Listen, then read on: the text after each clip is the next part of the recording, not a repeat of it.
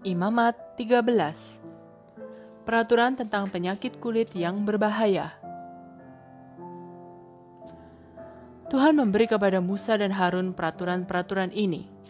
Apabila seseorang mempunyai bintil-bintil atau borok atau becak-becak putih pada kulitnya yang bisa menjadi penyakit kulit yang berbahaya, ia harus dibawa kepada imam keturunan Harun. Imam harus memeriksa bagian yang sakit pada kulit orang itu. Kalau bulu yang ada di bagian itu menjadi putih dan bagian yang sakit nampaknya lebih dalam dari kulit di sekitarnya, orang itu menderita sakit kulit yang berbahaya. Imam harus menyatakan orang itu najis. Tetapi kalau bagian yang sakit berwarna putih dan tidak lebih dalam dari kulit di sekitarnya, dan bulu di bagian itu juga tidak menjadi putih, orang itu harus diasingkan selama 7 hari. Pada hari yang ketujuh, imam harus memeriksanya kembali, dan kalau menurut pendapatnya penyakit itu masih sama keadaannya dan tidak menyebar, orang itu harus diasingkan selama 7 hari lagi. Pada hari yang ketujuh, imam harus memeriksanya kembali, dan kalau bagian yang sakit sudah pudar dan tidak menyebar, imam harus menyatakan orang itu bersih. Itu penyakit kulit yang tidak berbahaya. Orang itu harus mencuci pakaiannya dan ia menjadi bersih. Tetapi kalau sesudah dinyatakan bersih oleh imam, penyakit orang itu menyebar, ia harus kembali menghadap imam. Imam harus memeriksanya lagi, dan kalau penyakitnya memang sudah menyebar, orang itu harus dinyatakan najis. Ia menderita penyakit kulit yang berbahaya. Seseorang yang menderita penyakit kulit yang berbahaya harus dibawa kepada imam.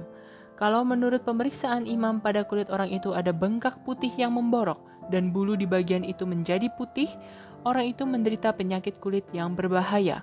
Imam harus menyatakan orang itu najis. Tidak perlu mengasingkan dia karena sudah jelas bahwa ia najis.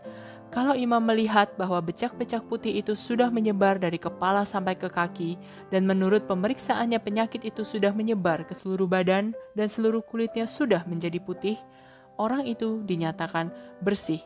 Tetapi kalau timbul borok, imam harus memeriksanya lagi. Kalau itu memang borok, orang itu harus dinyatakan najis karena ia menderita penyakit kulit yang berbahaya. Tetapi kalau borok itu sembuh dan menjadi putih lagi, orang itu harus menghadap imam untuk diperiksa kembali. Kalau borok itu memang sudah menjadi putih, imam menyatakan orang itu bersih. Kalau seseorang punya bisul yang sudah sembuh, tetapi pada bekasnya timbul bengkak putih atau becak-becak putih kemerah-merahan, orang itu harus menghadap imam untuk diperiksa. Jika becak-becak itu nampaknya lebih dalam dari kulit di sekitarnya dan bulu di bagian itu sudah menjadi putih juga, imam harus menyatakan orang itu najis. Bisul itu permulaan dari penyakit kulit yang berbahaya. Tetapi kalau menurut pemeriksaan imam bulu di bagian itu tidak menjadi putih dan bagian itu tidak lebih dalam dari kulit di sekitarnya, hanya lebih muda warnanya, orang itu harus diasingkan selama 7 hari. Kalau becak putih itu menyebar, imam harus menyatakan orang itu najis karena ia menderita penyakit kulit yang berbahaya. Tetapi kalau becak putih itu tidak berubah dan tidak juga menyebar, itu hanya bekas bisul, jadi orang itu dinyatakan bersih. Apabila seseorang kena luka bakar, lalu kulit pada luka itu menjadi putih atau putih kemerah-merahan, imam harus memeriksanya. Kalau bulu di bagian itu menjadi putih dan lukanya lebih dalam dari kulit di sekitarnya, maka penyakit kulit yang berbahaya sudah berjangkit pada luka bakar itu, dan imam harus menyatakan orang itu najis. Tetapi kalau bulu di tempat itu tidak menjadi putih dan bagian itu tidak lebih dalam dari kulit di sekitarnya, hanya lebih muda warnanya, maka orang itu harus diasingkan selama 7 hari. Pada hari yang ketujuh, imam harus memeriksanya kembali. Kalau becak putih itu menyebar, maka orang itu menderita penyakit kulit yang berbahaya dan harus dinyatakan najis. Tetapi kalau becak putih itu tidak berubah dan tidak juga menyebar, hanya lebih putih warnanya, itu bukan penyakit kulit yang berbahaya. Imam harus menyatakan orang itu bersih, sebab warna putih itu hanya bekas luka bakar. Kalau seorang laki-laki atau wanita menderita penyakit kulit di kepalanya atau di dagunya, ia harus diperiksa oleh imam. Kalau bagian yang sakit itu nampaknya lebih dalam dari kulit di sekitarnya dan rambut atau jenggot di bagian itu menjadi kekuning-kuningan lalu rontok, maka orang itu menderita penyakit kulit yang berbahaya dan harus dinyatakan najis. Kalau menurut pemeriksaan imam bagian yang sakit tidak nampak lebih dalam dari kulit di sekitarnya, tetapi tidak terdapat rambut atau jenggot yang sehat di bagian itu, orang itu harus diasingkan selama 7 hari. Pada hari yang ketujuh, imam harus memeriksa kembali bagian yang sakit. Dan kalau penyakit itu tidak menyebar serta tidak terdapat rambut atau jenggot yang kekuning-kuningan di bagian itu, lagi pula tampaknya tidak lebih dalam dari kulit di sekitarnya, orang itu harus mencukur rambut atau jenggot di sekeliling tempat yang sakit, lalu ia harus diasingkan lagi selama 7 hari. Pada hari yang ketujuh, imam harus memeriksanya kembali.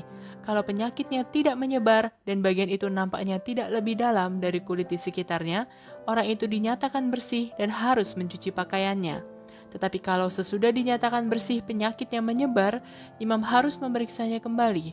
Kalau penyakit itu memang menyebar, tak perlu lagi imam memeriksa apakah rambut atau jenggot orang itu menjadi kuning, sebab sudah jelas bahwa ia najis. Tetapi kalau menurut pendapat imam penyakitnya tidak menyebar dan tumbuh rambut atau jenggot yang sehat di tempat itu, maka penyakit itu sudah sembuh dan imam harus menyatakan dia bersih.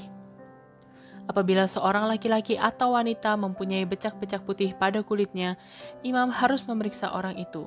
Kalau becak-becak itu nampaknya putih kabur, ia hanya dijangkiti kurap dan dinyatakan bersih. Kalau seorang laki-laki menjadi botak di bagian belakang atau bagian depan kepalanya, botak itu tidak menjadikan dia najis. Tetapi kalau timbul bengkak putih kemerah-merahan di tempat yang botak, ia menderita penyakit kulit yang berbahaya. Imam harus memeriksa orang itu, dan kalau memang ada bengkak putih kemerah-merahan, imam harus menyatakan dia najis karena menderita penyakit kulit yang berbahaya di kepalanya. Seseorang yang menderita penyakit kulit yang berbahaya harus memakai pakaian yang koyak-koyak dan membiarkan rambutnya kusut. Ia harus menutupi bagian bawah mukanya dan berteriak-teriak, "Najis, najis." Selama menderita penyakit itu, ia najis dan harus tinggal di luar perkemahan, jauh dari orang-orang lain. Peraturan tentang kelapukan. Kalau terdapat kelapukan pada pakaian atau kain dari wol atau linen, atau pada kulit atau apa saja yang terbuat dari kulit, dan warna kelapukan itu kehijau-hijauan atau kemerah-merahan, maka kelapukan itu jenis yang menyebar dan harus ditunjukkan kepada imam. Imam harus memeriksa benda itu, lalu mengasingkannya selama 7 hari. Pada hari yang ketujuh, ia harus memeriksanya kembali, dan kalau kelapukan itu memang sudah menyebar, benda itu najis. Imam harus membakar benda itu, karena kelapukan itu jenis yang menyebar, jadi harus dimusnahkan dengan api. Tetapi kalau menurut pemeriksaan imam kelapukan itu tidak menyebar pada benda itu, ia menyuruh supaya benda itu dicuci dan diasingkan selama 7 hari lagi. Lalu imam harus memeriksanya kembali. Kalau kelapukan itu tidak menyebar tetapi warnanya tetap sama, benda itu masih najis dan harus dibakar. Biarpun kelapukan itu terdapat hanya di bagian depan atau di bagian belakangnya. Tetapi kalau menurut pemeriksaan imam kelapukan itu sudah menjadi pudar, bagian yang berlapuk dari kain atau kulit itu harus disobek. Kalau kemudian timbul kembali, maka kelapukan itu menyebar dan pemiliknya harus membakar benda itu. Kalau sesudah dicuci warna kelapukan pada benda itu menghilang, maka benda itu harus dicuci lagi, barulah dianggap bersih. Begitulah peraturan-peraturan tentang kelapukan yang terdapat pada pakaian atau kain dari linen atau wol, atau pada apa saja yang terbuat dari kulit.